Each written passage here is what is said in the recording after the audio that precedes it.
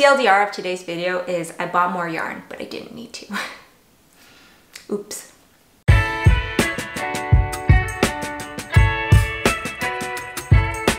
Hi everyone, welcome back to my channel by Emwu. I'm Emwu, aka Marianne, and this is episode 3 of my knitting podcast. While it hasn't felt like it's been that long for you guys, because I still uploaded 2 weeks ago on my usual bi-weekly schedule, it's been almost 4 weeks since I've last sat in front of the camera and like properly filmed a video. And the rationale for that is because I've actually been on vacation. So for those of you who don't know, which probably is most because I didn't really advertise it, Ryan and I went to Seattle/Alaska for almost 14 days. And it was amazing. I cannot speak better things about that. We had amazing weather. Despite it being the West Coast and supposedly cold in Alaska, we had like 25 degrees Celsius plus days every single day with sunshine. It only rained one day in Seattle when we were there, and it was like really light spitting rain that was kind of like refreshing given how hot it was. I don't think that's pretty representative of the climate that's usually over there, but it was really nice for traveling. Because I've been away on vacation, that also kind of means I haven't been home to knit. And that will be reflected in my like work in progress finish updates section. You'll see that I haven't made too much progress on my current work in progresses, and I really only have one finished object to share.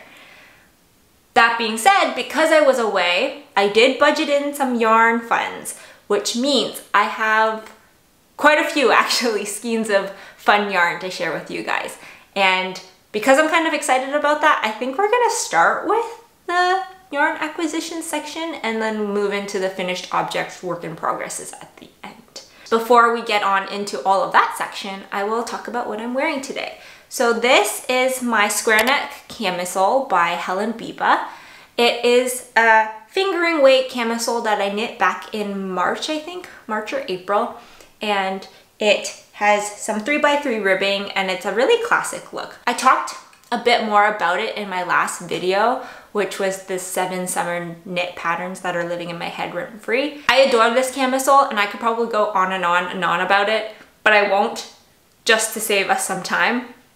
If you want to hear more about my thoughts on the pattern and how it knit up, please go check out that video. The only thing that I will add about this is in that video I was talking about, because it was knit top down, I had the issue that the straps were starting to stretch out with wear, and because you knit it top down, they're the first things that you do and you kind of have to guesstimate how long you want them to be, and it's a little bit harder to fix that. A lovely viewer commented that a way to maybe mitigate that is to add elastics. So you know, that's exactly what I did. I saw this comment while I was on my trip and I put it on my to-do list, and so when I got home I added elastics along the collar line along the front here, as well as over the or around the armholes. And it is night and day in terms of like the effect that it's had on this and my like wearability with it. I no longer sit here like worrying about the straps like falling off. I think that it gives it a lot like nicer of a look because it's like it lays flatter, if that makes sense.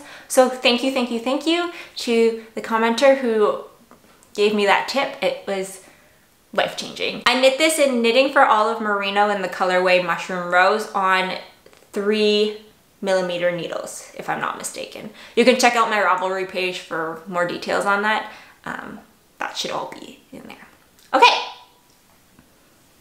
with that out of the way, we'll start with the goodies, like I said, and talk about yarn acquisitions first. So I guess a little bit of a background recap. Ryan and I went on this trip and we started in Seattle. We did Seattle for 3 days before embarking on a cruise ship that was en route to Alaska primarily. And so in the Alaska portion, we sailed up to Juneau for the first day, then it was Skagway. We did a day in Glacier Bay, which was beyond beautiful. Ended our Alaska portion in Ketchikan, did a 3-hour port stop, which kind of felt random, in Victoria, BC, Canada, before coming back to Seattle, in which we flew back from there. On that trip, because I knew it was going to be the States/Alaska, I did do some research and I had a couple like yarn things that I wanted to pick up. The first and foremost was the bulk of the yarn that I picked up in terms of yarn weight. And then the rest of it was kind of ad hoc as we were going. I knew I wanted to hopefully pick up some hand-dyed yarn that was dyed in Alaska, kind of as a souvenir almost. And that's exactly what I did. So we'll start with the beginning of what I picked up in Seattle, and then we'll move our way up into Alaska. The first batch of yarn was the very clear, like, I'm going to the States, I need to pick up this opportunity to get it. So while the States is not necessarily as yarn heavenly as what I think most European countries would be able to offer, they still offer yarn that's not as easily accessible from here in Canada. People may or may not be familiar with it, but I picked up 4 skeins of Lion brand fisherman's wool. Okay, so the story behind this, oh, I'm so excited for it. And it smells like sheep, like in a good way. Anyways, the reason why I picked this up was because Taylor from Wool Needle Hands raves about this yarn. She made a Franken sweater a while back with it, and it looked so beautiful. The texture was just so great, and she just like went on and on about it, and I can see why.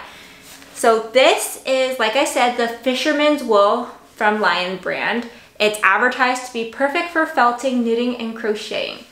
And some of the details about it is that you get 227 grams, which is approximately 425 meters. I think that classifies as worsted weight. 100% untreated wool. And it like I said, it smells like sheep in like a good way. I think it's really high in lanolin, so it's kind of got like that grippy, sticky texture that like you know this would felt really well. So I picked up, like I said, a sweater's quantity. I got 2 in the color Oatmeal, 1 in, this one's called Brown Heather, and then this one, the tag got ripped off, but I think this one's just called Brown. And they're all natural, undyed, I believe. And my plan for this is to do the step-by-step sweater by Florence Miller. I've been wanting to do that sweater for a while, so it's a free pattern that Florence Miller, aka Handmade by Florence here on YouTube, released, I think last year. And it's just a clean, classic striped sweater that is like really beginner friendly and really accessible. The rationale that I wanted to use fisherman wool for that was, one, she has it as a yarn suggestion, at least in the notes. And as I was going through projects on the Ravelry page of that, someone by the name of Katie Does Knits, she posted a step-by-step sweater called the Coffee Stripe sweater, made with this alternating like light and dark brown of fisherman wool. And it was the cutest thing. I don't know if it's the way that she posed or the lighting in the photo, but she paired it with a light washed pair of denim jeans. And it was just, it looks so cozy. And it really made me want to try to make this sweater with Lion brand fisherman wool. It was kind of a trek, not only to get it, but to bring it back. So they don't actually have a Joann's in downtown Seattle. I had to bust like half an hour to go find the closest Joann's. And even then, the Joann's store seemed pretty picked through. I don't know if that's just the location or if that's normal of Joann's. It ended up working out because I picked up the yarn, and taking that bus route kind of helped us on the day that we had to go onto the cruise because it was on the way to the cruise pier. Had we not taken that bus earlier, it would have maybe been a whole adventure. But on top of that, bringing it home, it took up half of my carry-on suitcase. So I really had to squish. I had to squish quite a bit to get everything in. But it's now here, and I'm so excited to cast that on. I don't know when I'll cast it on. Definitely more of like a fall winter project. I don't know. I've also been itching to do like a larger gauge sweater because I've been working on a lot of fingering weight, and while it's still my favorite like weight of yarn, I feel like my fingers, because the needles are usually so small, are cramping a little bit, so I feel like I should switch up the variety to give my hands a break. But that is my first yarn acquisition for the fisherman wool. I have heard good things. I love the price of it. I will keep you posted in terms of when I cast that sweater on and what my experience is with that yarn. The next stop on our adventure is also in Seattle, but closer to Pike Place Market. And this store was called So Much Yarn, and they indeed had so much yarn. It was a beautiful yarn store. But The unfortunate thing was that they didn't have any locally hand-dyed yarn that I really was gravitating towards. There was a lot of like really bright colors, which isn't really my vibe usually. So while I did want to get a hand-dyed yarn that was dyed in Seattle, that didn't end up working out. There was one like colorway that I did like that was a white base with red and black like flecks of colors or speckles of colors in it. But when I read the name for the dyeway, it was called like Murder Scene or something. And then once I read that, I couldn't unsee the like red splatter blood imitation. And it kind of freaked me out, so I couldn't bring myself to buy it, unfortunately. In this store though, they had a wide range of other yarns. And so what I ended up picking up from here is 3 skeins of HedgeHog fibers. 2 of the skeins are not actually for me. I bought them for my sister. These ones here are HedgeHog fibers Tweedy in the natural base. And my sister has worked with this in the past and said she's loved it. So she wanted to pick up some more so she could make my niece and nephew some sweaters. It took all my strength not to buy myself Tweedy yarn because it's so pretty, but it is expensive. So Steph, if you're watching this, you gotta pay me back. Alternatively, these could be your birthday present, let me know. But yeah, these ones are Tweedies. This is HedgeHog Fibers Tweedy yarn, which is 50% Fucklana merino wool, 37.5% recycled wool, 12.5% HedgeHog fiber thread waste, and you get 230 meters for 100 grams. It falls in DK weight. Really squishy, really nice. So much fun if you like neutral yarn with just a little bit of color. The skein of yarn that I picked up for myself is also HedgeHog fiber, like I said, and I picked up one of her sock yarns. This is the colorway Heron, which is 400 meters for 100 grams, 90% merino wool, 10% nylon. It's this beautiful like purple gray with like orange, blue, red, just a whole bunch of multicolored speckles. And this skein like defines my taste in yarn. I love like gray purple bases with just like pop of color, which is probably also why like the natural Tweedy fiber is also up my alley because it falls into 2 similar categories. I don't really have plans for this one. So while I generally try to buy yarn with projects in mind, so I'm not just bulk stashing yarn, I give myself a little bit of leeway in the sense that I'll let myself pick up sock yarn without having a specific pattern in mind, because you can always make socks or hats or like a shawl with that. So under that pretense, I don't actually have plans for this one right now. I did think about making a pair of socks with it, but I also feel like it's too pretty to wear on your feet. You know? I don't know. If you have any good like shawl patterns, I'm not usually a shawl person, but this is screaming shawl to me, please let me know. And also let me know if you can do a shawl with 400 meters of yarn. I feel like you can, but I've never knit one before, so I'm not 100% sure. But I love this colorway. I can't wait to use it. I actually was in another store later on in the trip, and like without knowing that it was Heron, I was like, ooh, I like that one too. Turns out it was the same one, so I didn't pick that up. But it really solidified the fact that I like one type of yarn, generally. So much yarn was actually the first time that I've seen HedgeHog fibers in person, and all of her hand-dyed yarn is glorious. There's gotta be something for everyone. My only caveat is that it is really expensive. Surprisingly, it was still cheaper in the States than it is to have it shipped to Canada, but even in the States, it was not very wallet friendly. That was my Seattle yarn acquisition set. So if we're counting at this point, we have 2, 4, 6, 7 skeins of yarn, and we're only 3 days into our yarn trip.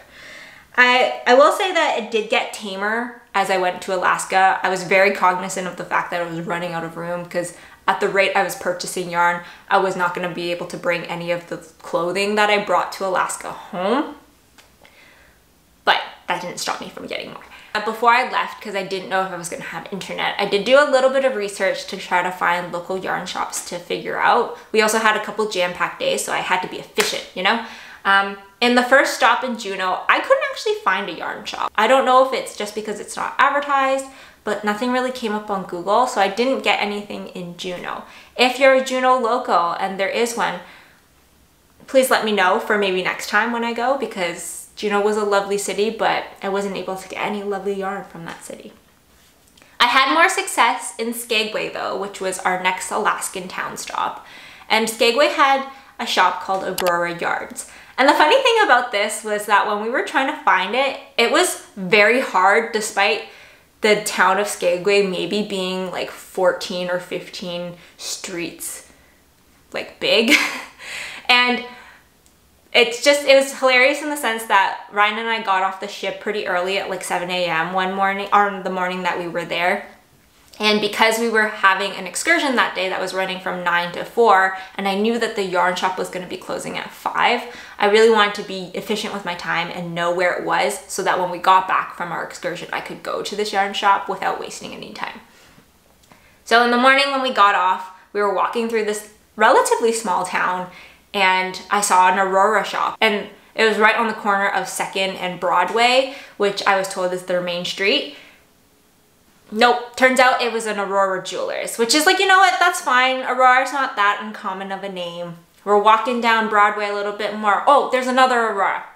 Another Aurora Jewelers. Like, for a town that's only 17 streets wide or however many, why does it need 2 of the same jewelry store? You know what I mean? Like, that's a little weird. I didn't end up finding it that morning, but the yarn guides were helping me out, and our bus driver actually dropped us off right across the street from it after our excursion, so it all worked out. While I was there, I picked up one skein of yarn, and so it's this skein here, which is a beautiful like blue with a little bit of purple gray, yellow skein. It is glorious. I don't know, just looking at it reminds me of Alaska. It reminds me of all the blue skies and a lot of the ocean that we saw, and the little yellow flowers that were popping up through the ground as the weather was warming up. And it brings me so much joy. So this one here was hand-dyed in Alaska. It specifically says hand-dyed in Alaska for Aurora yarns, and the colorway is Wild Boreal, I think. I'm actually reading right now that it doesn't have any nylon, which I thought it was sock yarn, but clearly I didn't read. The formulation of it is 70% superwash merino, 20% cashmere, 10% silk. You get about 437 yards for 100 grams. And so she's a really soft, I mean, she was like really soft, which is probably why I picked it up. But now that I'm reading it doesn't have nylon, it probably isn't going to work best for socks, which is maybe not ideal. Maybe this one should be a shawl and the other one should be socks. I don't know. So the next Alaskan stop in our journey was Glacier Bay, which, because it's a national park and we were on the water all day, didn't actually equate to any yarn shopping. We did instead get a lot of beautiful scenery. We got to see really cool glaciers as well as wildlife, the sea otters in the water on their back. Oh, they're like the cutest thing. And I think in retrospect, our day in Glacier Bay kind of influenced my yarn decision the next day, and you'll see why I say that in a second. After Glacier Bay, we went to Ketchikan. Ketchikan is the most yarn abundant store. It is also the most salmon abundant area. I think their like slogan or their little town's like attraction is called like the salmon capital of the world or something. They get thousands of salmon during spawning season, which we got there a little early, so we didn't get to see it, but we were told that there's a lot, and then when they all die, it smells really bad. But in the yarn aspect, there were 2 yarn shops in Ketchikan. I only had the opportunity to visit one. The one that I did go to was called Untangled Yarn and Fiber, and Deborah there, who's the store owner, is the sweetest person alive. It's such a cute shop. You walk in and it's like a 2-roomed shop style. The front room has all the knitting notions. You can get needles, which surprisingly they carried C-knit needles, which are my personal favorite. And it's really obscure to me that like such a small yarn shop in this kind of remote region of the world had C-knit needles, whereas like even big stores locally close to me don't carry that. And the whole front section was dedicated to local Alaskan yarn. The back section is what Deborah called yarn from everywhere else, and so they carried a lot of European yarn and just a little, like a couple bigger names. And so in the Alaskan portion, I picked up this skein of blue yarn. And this is what I mean that I think Glacier Bay kind of impacted. Glacier Bay was basically all blue, minus the like dark green forest trees that were along the shore edge. Everything else that you would see for miles was like blue. Blue ocean, blue sky, the glaciers were blue, everything was still covered in a little bit of snow. And so I think that really influenced my decision to get this one. This is a Gentle Whispers hand-dyed in Ketchikan, Alaska's yarn. I think the type is called Pearls of Wisdom and the colorway is Silvery Moon, which I definitely see that there is this tonal blue-gray yarn that unfortunately untangled, so it's not in the beautiful skein form that it was originally, but it's 85% superwash extra fine merino with 15% nylon. This is the only one of the fingering weight yarns that I picked up that has like a true kind of vision in mind. Specifically a pair of lace socks, because I think that this tonal color would complement like an intricate detail really well. So I'm excited for this one. I'm thinking about casting it on soon, maybe after this video, and we'll see. I haven't decided exactly what sock pattern though. I have a couple that I've purchased in the past that maybe I'll dive into one of those. It sounds a little weird, but it still smells like the store, which is really nice in the sense that like it still brings back memories. I'm sure that smell will fade over time, but the store smelled really good. The last skein, and certainly not least, surprise, another HedgeHog fibers. This one's is in the color Serengeti, also their sock yarn, which is this really pretty green cream one with a little bit of like pink and speckles on it. The reason why I picked this up was because, like I said, HedgeHog Fibers Yarns is glorious. This one was cheaper than the one in Seattle, and so I couldn't pass up the opportunity to pick up another one because I know every time that I've considered getting it while being home, the price is just always too steep for me. It's a little ironic, I find, that like somewhere that you'd have to ship it further in theory was cheaper, but maybe like the cost of living in Seattle is higher, and so that's reflected in the yarn. I don't know. But then maybe also from the perspective of like shipping from Ireland, you're shipping it regardless to the States, and maybe Seattle is further than Alaska. I don't know, but yeah. This one, while it doesn't really fall into the Alaskan vibes, reminds me of watermelon. But if you're really gonna stretch it, I can say that the green is inspired by the trees. So that's all the yarn that I got for my trip. I'm officially on a yarn buying hiatus because I have too much yarn. I don't have the biggest yarn stash, but I try to be intentional with the yarn that I purchase and at least have projects in mind. And now that I've acquired so much more fingering weight, I'm also set for my socks. So I'm good. I'm good for a while, at least until September, because September, Ryan and I are going to Toronto for a family member's wedding. And there is a yarn shop there that I kind of want to check out. They carry some brands that I've never seen in person that I want to get acquainted with. So I anticipate a little bit of yarn shopping then, but now until September, nothing, zero. I has to. I literally cannot afford if I buy more. I also can't knit fast enough if I buy more. So then you just have all this pretty yarn sitting there being sad because it's not being used. But I think getting yarn on a trip like this is totally reasonable, at least for me. It's so much fun to be able to like knit up a project for yourself or for someone that you love, but then with the added bonus of like having special yarn for that. If you guys are the same way and have picked up any special skeins along your traveling journey, or even just at a local yarn store, let me know in the comments below because I'd love to like hear about the stories. Or if you want to share on Instagram and tag me or DM me at @byMWoo, I'd love to see like the skeins themselves. But yeah, I'm just justifying, but at the end of the day, like, yarn is supposed to make you happy, and buying yarn from this trip made me really happy. I'll segue into the finished object section next. I only have one completed object, and it's new in the sense that you haven't seen it before, but it's also not new in the sense that the idea of it already existed in the last podcast, and that is my Musselburgh hat. If this yarn looks familiar, it's because it's the yarn that I acquired in the last video, or in my last podcast from the alpaca farm on our cottage trip. This is 100% local baby alpaca in burnt orange, and I also picked up a skein of the same thing in the color brown. And What I said in that podcast is my plans were to make a Musselburgh, and that's exactly what I did. This is what I've been calling Ryan's Alpaca Musselburgh. I followed the adult medium size, hitting a gauge of 7.5 stitches per inch. The pattern is really interesting, and I talked about it more in my podcast number 2, but it's a gaugeless pattern. So you can basically use any combination of fingering / DK weight with a needle size of your choice. And depending on the stitches per inch gauge that you get, the pattern describes to you like how to adjust the stitch numbers to hit the size that you need. It's very versatile, great for like special skeins, which I don't know if I need more hats, but like also maybe one of those Alaskan yarns that I picked up will turn into a Musselburgh, I'm not sure. You just knit it up and it's such a quick knit. I knit this up in about 7 days, I believe. I was also on a time crunch because I wanted to get it done before we headed to Alaska so he could wear it on Alaska.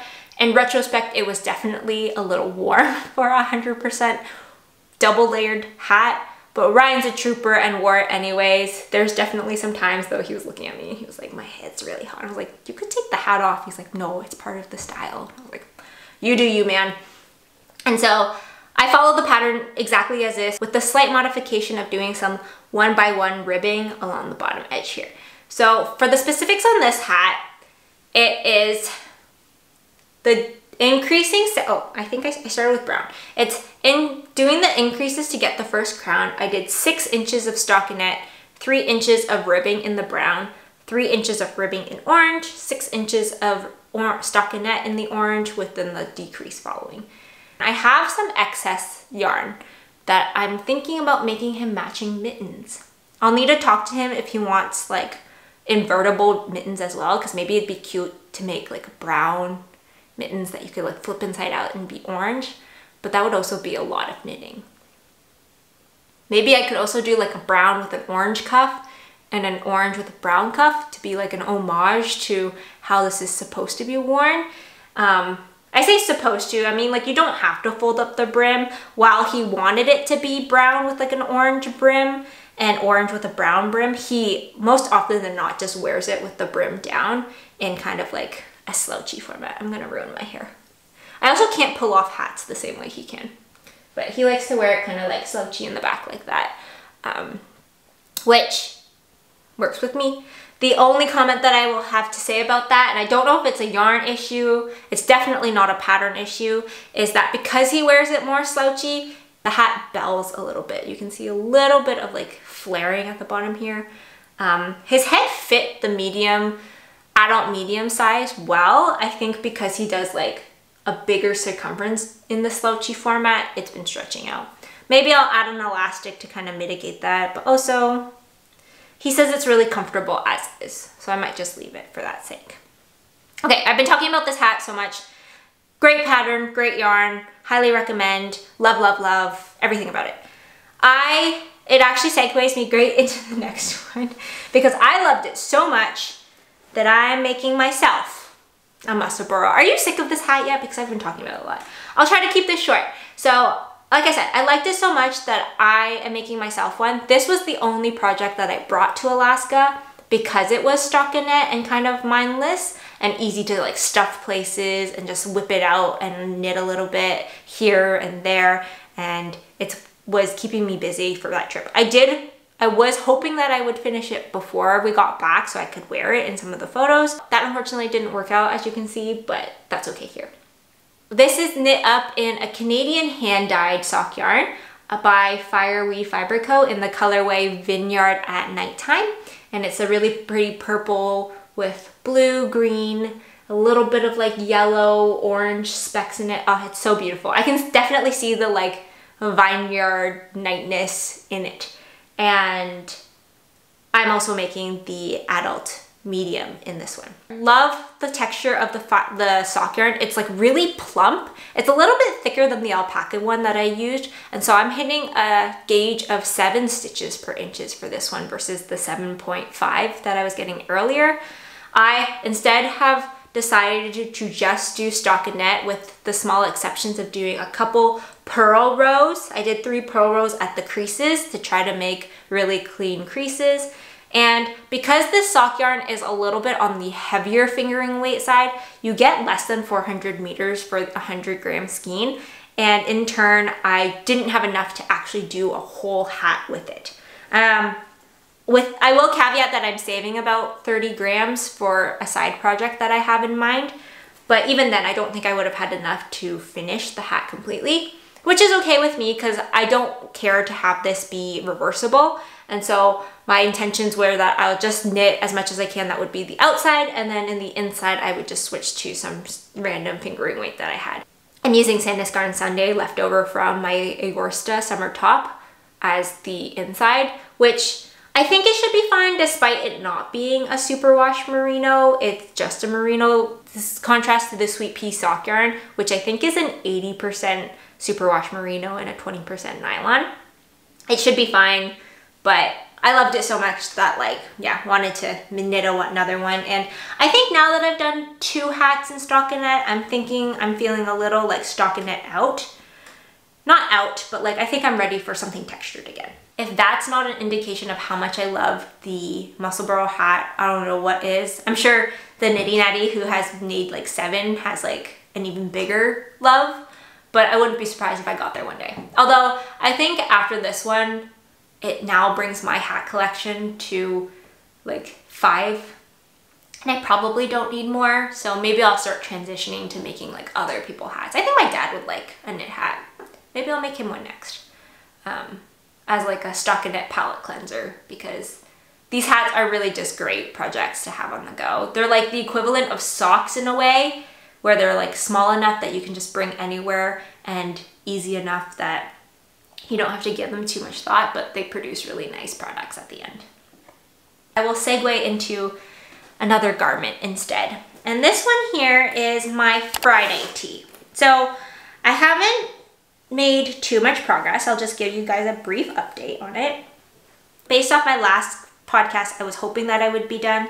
That was realistically a little ambitious, especially with the amount of time that I was away, but I did make some progress. This is what my Friday tee by Petite Knit is looking like right now. And she's starting to look more of like an adult size t-shirt. I think last time I said she looked like a baby shirt.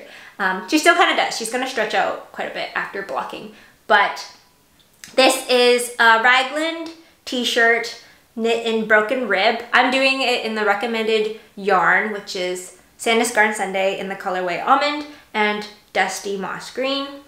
I was actually smart and put in a stitch marker in terms of when we last talked. So I've done about maybe 15 centimeters of work. So I'm almost done. I think I have a couple more rows before the bottom ribbing, which means the body will be done. Fun fact about this one is I hadn't tried it on at any point up until like a day before we left for our trip, which, yeah, I'm notoriously bad for just kind of hoping for the best. I know I should try them more as you go, but having to switch onto barber cords is just not my idea of fun, and knitting should be fun. And so I finally bit the bullet, transferred it onto barber cords because I was like, you know what, I've put so much time and effort into it, I should probably make sure it fits. Thank God it does. My only kind of worry is I think that the collar is a little tight for my preference. Like, it's big enough that it goes over my head without any struggle. But in the project photos, she has the collar like relatively loose, and mine's like right up against the base of my neck. So I'm hoping that blocking will stretch this out. If not, still wearable. It just might not be comfortable for like warm weather, which is okay because I think it would be cute for the fall too. So excited to be back home working on this. Won't promise if I will finish it because I think I said I wanted to have it done for this podcast, and that just makes me sad because I didn't achieve that goal. So I'm not gonna promise when it will be done, but it's getting there. My Friday tee. We'll quickly do an update on my Marysia cardigan, which I don't know how quick it will be because I kind of have a story, but this one here is my Marysia cardigan. You guys have also seen this one in the past. It's really funny because I think in episode 1, I was talking about how like, I'm working on this cardigan. I don't know if I'll like finish it anytime soon because it's kind of more of a fall cardigan in my opinion. But here I am working on it. So that's great. I'm here for it. But this is my Marysia cardigan. It's in a slightly more advanced spot than my Friday tee in the sense that I finished the body, which is so exciting. And so she's coming along really nicely.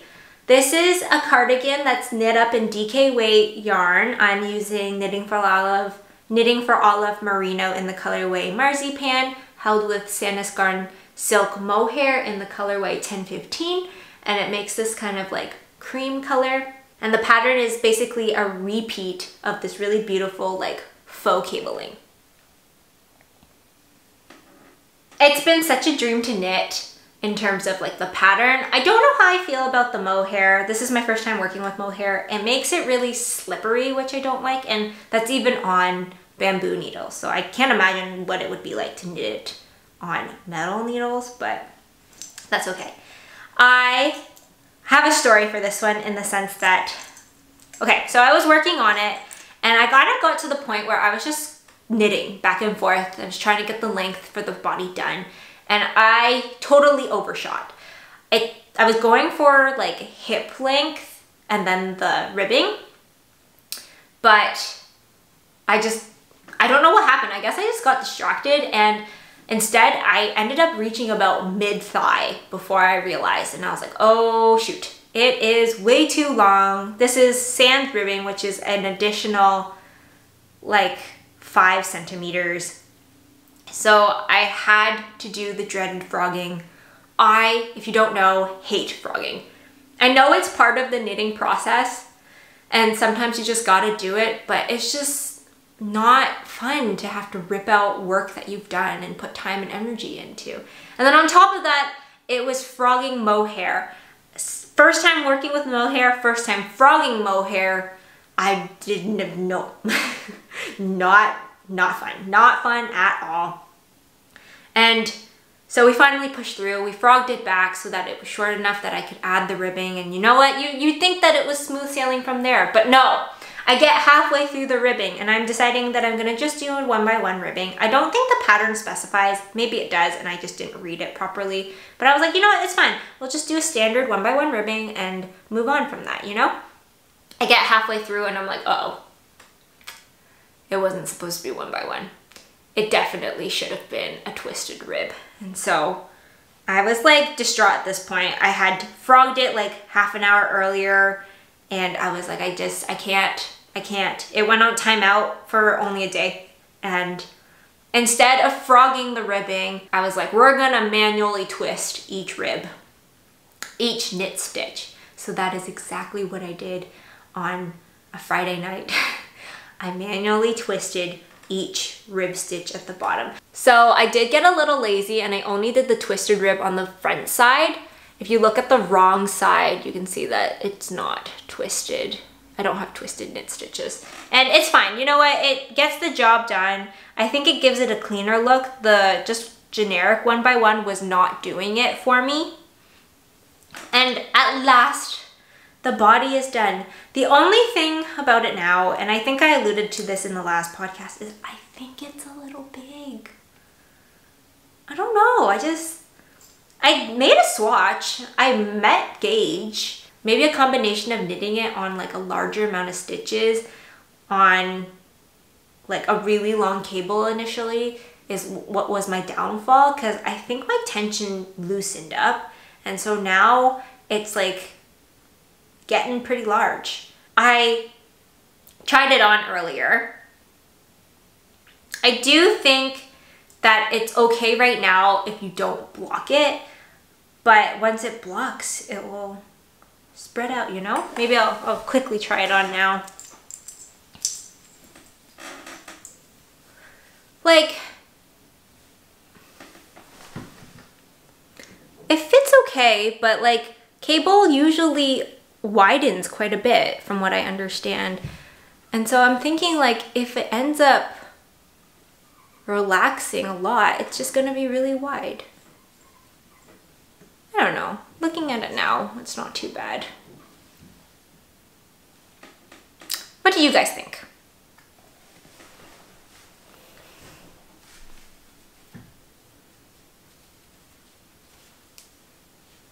Too big? I don't know. looking at it, it looks okay. Maybe it is okay.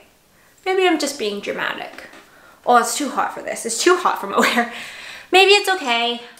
I think I'm too far in. I know some people are like, oh, you should, if you're not happy with it, you should just frog it and make something that you are happy with it. But after the experience of frogging that small section, I can't imagine like undoing it all. I think I'll just leave it for now, and otherwise just have an oversized sweater. I maybe won't block it initially and just enjoy it as is, and then when I have to wash it, I'll cross that bridge when it comes. Worst case, I gift it. Like,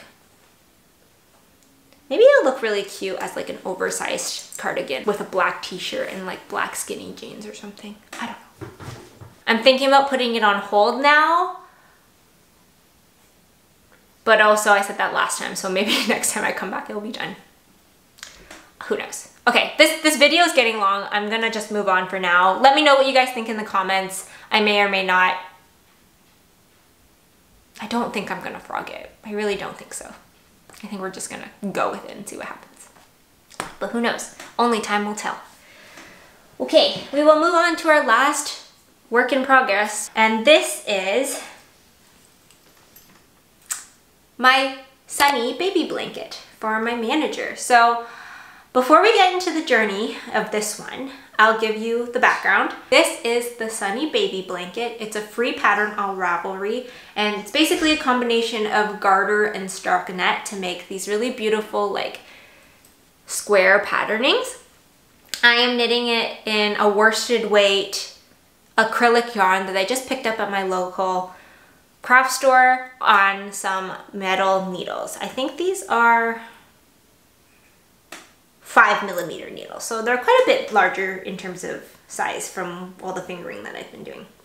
Okay, so first and foremost, I'm not a fan of this knitting project in the sense that I don't really like the combination of acrylic and metal. I don't use metal needles anymore with the exception of sock knitting, only because I think when you're knitting on that small of a needle size and you're traveling around with them a lot, that bamboo would snap or has the bigger potential of snapping. So with that, whenever I come back to these, it's just always so slippery. And then on top of that, the acrylic is so squeaky. Like, it's such a squeaky yarn. I think the natural fibers have really spoiled me. And so the metal and the squeaky makes it not a fun knitting experience. And so I've been kind of putting it off. For those of you who have been joining in for a while, you know that I was on a time crunch for this project. My manager was scheduled to go on mat leave in July, around July 7th, and which gave me, based off last podcast, about a month's time to get this done. I was like, you know what? I'll just bite the bullet, work on it. I made it a little bit bigger, but if you're doing the math, you realize that July 7th is not that far away, and this is not nearly as much as I should have done if I want to hit that goal. So here's the thing. When I went on vacation, I was talking to my manager and we were talking about like, oh, this will be my last day. And I was like, okay, that's good to know. In my mind, I was like, take note of that. That's when I have to finish this. And early on in the vacation, I did a quick email check just to make sure that there was nothing on fire at work. And my manager had sent out an email saying she was on medical leave, which I was like, oh no, like I hope everything's okay. But then also I was like, what does that mean for timelines on this blanket? I checked my email when we got back, and plot twist, she had her baby, like almost a month early, which is like, I don't know if that's normal for a second kid, but regardless, congratulations to my manager. But now that means she's on official mat leave, and I don't know when I'm gonna see her next. And thus, it has translated into what happens to this. Like, I still wanna make it, I still wanna gift it to her. I don't think I have it in me to work on it without that pressure, you know? And maybe I should just have it done so if she ever visits the office, I can like have it finished and just give it to her. But man, the knitting experience is not fun. I will add though that it went from a bad knitting experience to a moderately bad knitting experience because I transferred it onto a smaller pair of needles. If you guys remember, this used to be, I think, on like an 100 centimeter length one, which was like really hard to manage the stitches because they just kept sliding around everywhere. I mean, they still do. Like, metal and acrylic is not a good combination, but at the same time, this is a lot more manageable. The only thing getting me through it is the little stitch markers. They're like all these colorful split ring ones that I love. I feel conflicted, guys. Like, I should get it done and then it would just be in the past, you know, I won't have to think about it. But also, I don't know. I don't know. I'll keep chugging along. We'll figure it out. Well, we have to, because I want to gift it. I think it's such a cute blanket. I think that it'd be a nice addition to have for her. Maybe switching it onto wood needles would help. And while the tension might change a little bit, maybe that's the sacrifice I need to make this experience a little better. Alrighty, we'll wrap this up soon because my camera is about to cut me off for the third time. Thank you for joining me today. It's been a bit of a roller coaster. I started off really exciting. There was a lot to talk about, and we ended, I don't know, confused. There was still a lot to talk about. If you have any motivational quotes or anything for me as I push through this baby blanket as well as my Marysia cardigan, please leave them in the comments below. I would really appreciate that. And I hope you enjoyed today's video. Similarly to the last episode, I do plan on including a couple clips from our trip. If you want to see them, feel free to stay until the end. Otherwise, I hope you enjoy this video and I'll catch you guys in the next one. Bye, friends.